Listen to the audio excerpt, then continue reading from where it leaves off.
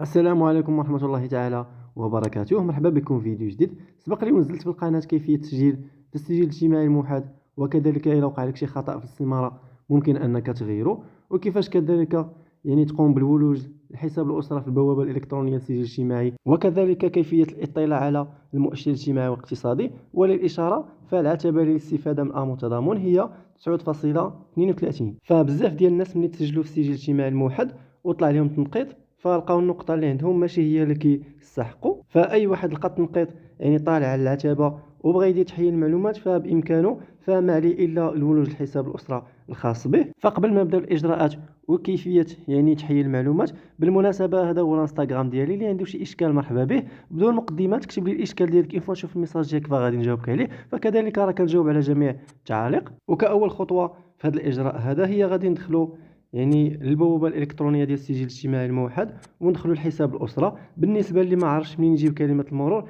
ما عليك الا الضغط على الحصول على كلمه المرور، وغادي يجيك رمز الدخول للهاتف ديالك، ومن بعد غادي تقوم بتعيين كلمه مرور خاصه بك وغادي تدخل الحساب ديالك. كيف غادي نقوم الان بالولوج للحساب؟ فملي غادي تدخلوا الواجهه الاولى اللي غادي تظهر لكم فيها غادي يبان لكم المؤشر الاجتماعي والاقتصادي الخاص برب الاسره مع المعلومات الخاصه به وعدد الافراد اللي معه ووضعيه الاسره اللي كتظهر لكم مفعله. وكاين اللي غادي تظهر لي في الواجهه الاولى طلب التسجيل، واللي غادي يكون فيه وضعيه الطلب تمت المصادقه، ما كيبانش فيه المؤشر الاجتماعي. ما عليه الا يجي في القائمه جانبه ويضغط على المؤشر الاجتماعي والاقتصادي وغادي يظهر ليه المؤشر ديالو والنقطه ديالو تما. وبالنسبه باش نقوم بالتحيين غادي نضغطوا على الملف الخاص بالاسره، وبعد ذلك غادي نديروا طلب التحيين.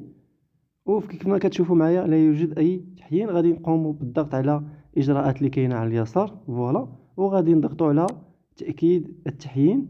بعد ذلك غادي ننزل للاسفل وغادي نضغطوا على التالي فوالا. من بعد غادي يعطيني معلومات كانني غادي نتسجل اول مره في التسجيل الاجتماعي الموحد. غادي يعطيني نفس المراحل اللي كنت كندير، والان غادي نقوم بتغيير جميع المعلومات اللي قدمت، سواء الا كانت خاطئه مثلا وطلع لي المؤشر، او لا اي امر في الاستهلاكات مثلا درت استهلاكات بزاف داكشي علاش مثلا جالي مؤشر الاجتماعي والاقتصادي كبير. وبالنسبه لاضافه مرافقات لطلبكم، في هذه الحاله هذه الا كان عندك ما يدعم التحيين ديالك او شي وثيقه غادي تبين باللي راه المؤشر اللي عطاوك راه طالع، وانت عندك احقيه باش انه يزيدوا ينقصوا لك في المؤشر الاجتماعي والاقتصادي باش انك تستافد من امر التضامن، فما عليك الا تقوم بتحميلها والضغط على التالي. ومن بعد غادي المعلومات اللي عمرت كلها غادي نتاكد واش كلها كيف عمرتها، وغادي ننزل للاسفل وغادي نقوم غادي نكوشي هذوك لي دوكاز. ومن بعد غادي نضغط على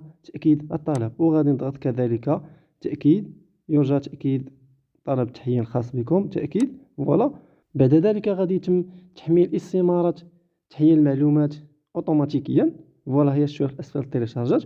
والى طلعنا الفوق غادي نلقاو رقم طلب التحيين وتاريخ طلب التحيين وكذلك وضعية طلب التحيين اللي غادي يبان لي هنا في طور المعالجه. ومن بعد هذه العمليه هذه غادي تبقى طالع تقريبا يوميا حتى تشوف المؤشر الاجتماعي الاقتصادي الجديد اللي عطاوك والنقطه اللي تغيرت لك. والان بعد مرور بعض الايام كنت كندخل كل يوميا حتى تغير لي المؤشر الاجتماعي الاقتصادي. غادي ندخل نفس الخطوات، غادي ندخل لحساب الاسره في البوابه الالكترونيه للتسجيل الاجتماعي الموحد، وغادي ندخل بالمعرف الرقمي ديالي وكلمه المرور فوالا. من بعد ما غادي ندخل الحساب هنا ما غاديش يبان ليا في الواجهه الاولى اللي فيها الملف الخاص بالاسره، غادي ننزل للمؤشر الاجتماعي والاقتصادي فغادي نضغط عليها فوالا. وهنا غادي يبان ليا المؤشر الاجتماعي اللي كان عطاوني في الاول، وفي الاعلى ديالو غادي يكون مؤشر اجتماعي جديد اللي تعطى لي من بعد التحيين اللي قمت ديال المعلومات. ونتمنى انني نكون فتكم في هذا الفيديو هذا وجدت لكم معلومه جديده.